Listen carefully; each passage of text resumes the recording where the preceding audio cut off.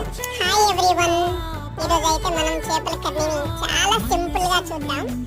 First అయితే ఉప్పు వేసుకోవాలి, తర్వాత పసుపు వేసుకోవాలి, కారం వేసుకోవాలి, మసాలా వేసుకోవాలి, వామ్ వేసుకోవాలి.